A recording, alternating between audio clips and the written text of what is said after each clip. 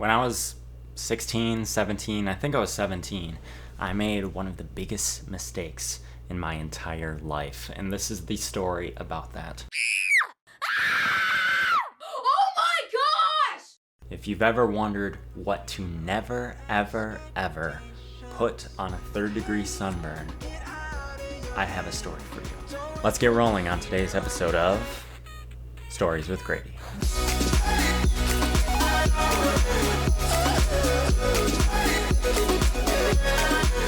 Welcome to the first of many episodes of Stories with Grady, where I tell my own personal life stories and also look at the stories of celebrities and eventually tell the stories of you, the viewers. If you have any stories that you think is really crazy that you want me to make a video about, send me an email below in my bio. But if you're just here for the ride, if you're really excited about random life stories that you can learn about, hit that subscribe button and stay in the know of all my future Stories with Grady videos. On today's episode, I'm going to be telling you about the second time that I ever went down to Mexico, where I made one of the biggest mistakes of my life. If I would have listened to my mom throughout my childhood, maybe I would have never made this mistake at the ripe age of 16 or 17. But since I had closed off my mother's commentary about the damages that the sun could cause if it went unrestrained and unblocked, I ended up suffering because of it. So imagine this. Place yourself in Mexico. Imagine yourself in a city where the elevation puts you about a mile closer to the sun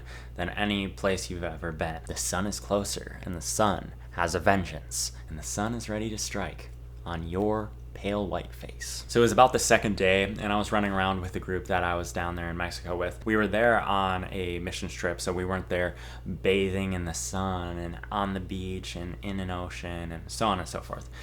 And the runner of the trip had talked about the importance of sunscreen, but my first time down there, I hadn't had a big trouble with the sun, so I just took the SPF or whatever it's called, 10, put it on my skin and called it good for the whole day, even though we were out there forever. And if you know anything about sunscreen, SPF, or whatever the technical term is, 10, level 10 is like nothing. SPF 10, level 10 is like asking the sun to burn your soul.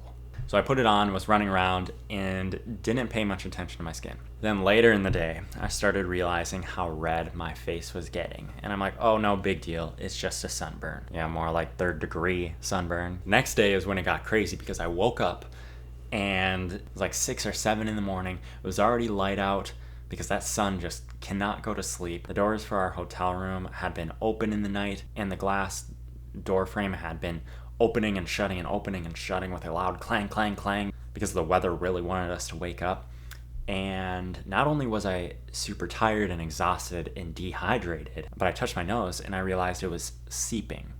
Okay, so my nose was seeping. Right here is a problem. So if you want to know what a seeping nose is like, imagine like 3 dots on your nose, and they are pretty much oozing a liquid out of your nose. It's not like a pool is in your skin, so the fact that my nose could ooze any type of moisture was kind of scary and had never happened to me before. So what I learned throughout the next day was that I wasn't the only one sunburned. I was one of the worst people who had gotten sunburned. I was starting to see a lot of redness on my face, but I had found out that locals who had lived in the city for all of their life had been out in the sun the previous day with us, and they themselves had gotten a pretty bad sunburn on their skin. So think about it. Mexican locals were getting sunburned and they'd never gotten sunburned before in their life.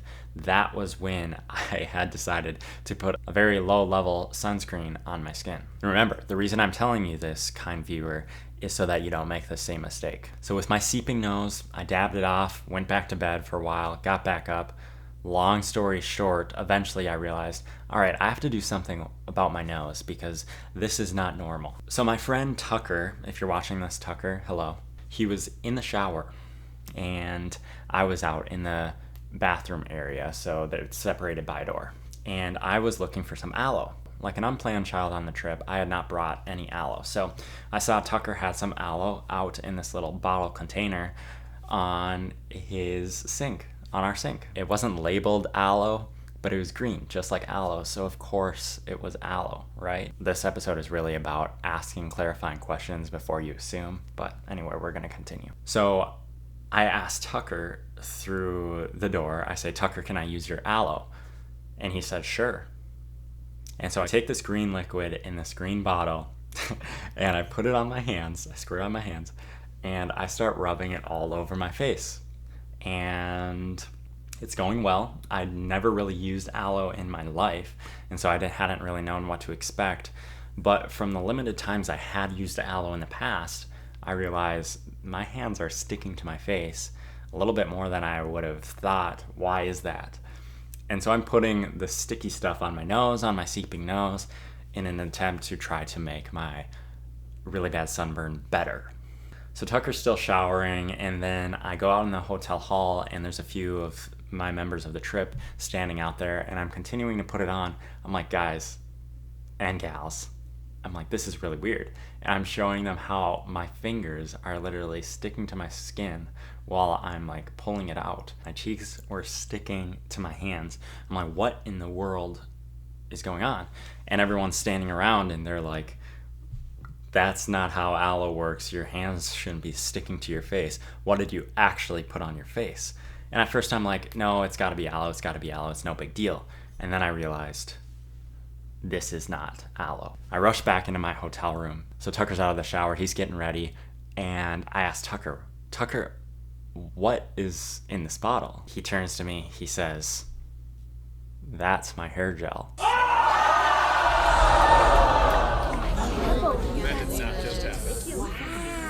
And I just went blank. My face went whiter than the sunburn had ever seen it. And my face got even more sticky. And my face tried to perspire out of fear and worry. But the sticky hair gel that I literally put on my face was probably stopping me from perspiring at all. And I said to Tucker, Tucker, I thought that was your aloe. And I put it on my face. And he was shocked, and I was shocked. But there was an additional problem. I had this hair gel all over my face, but our whole group had to leave. We were on a time crunch, and we had to get out there. So not only did I not get the aloe, but I didn't really have the opportunity to wash off my face of hair gel. So throughout the rest of the night, I had hair gel over my face. So if you clicked on this thumbnail, you probably saw exactly what my nose looked like. Here it is again. By a day like 3, 4, 5, this was about 6 days in. But the moral of Stories with Grady in this episode is to never, ever, ever put hair gel on your face. Okay? Hair gel is meant for your hair. It's not face gel, it's hair gel. All right? It's not sunburn gel, it's hair gel. In this picture, you can see the bottle was green, not the hair gel was green. But to my credit, when I had emptied it out and put it on my face, the bottle was full, so the gel inside did look like aloe. And I tried to blame it on Tucker. I tried to say, Tucker, who puts their hair gel in a random unlabeled bottle that looks exactly like aloe? But I knew exactly whose fault it was, and it was mine. It took me forever for my face to recover from that. And literally every morning I woke up with a seeping nose, and that turned into a scabbing nose, and that turned into scabs falling off my nose, and people were commenting on my face the whole time, and it was the worst sunburn that I've ever gotten. So kids out there, if your mother tells you to wear sunscreen, here's what I recommend. Wear sunscreen. And if you ever have a bright idea to put hair gel on your face, maybe hold off for a little bit. Listen, I've never looked at aloe the same again. One of the things that I've realized is that hair gel can be more of an enemy than a friend. And that's how I learned to never, ever, ever put hair gel on your horrible 3rd degree bad sunburn. So if you agree with me that you should never put hair gel on a 3rd degree sunburn, which I think it was 3rd degree, that's what some people told me.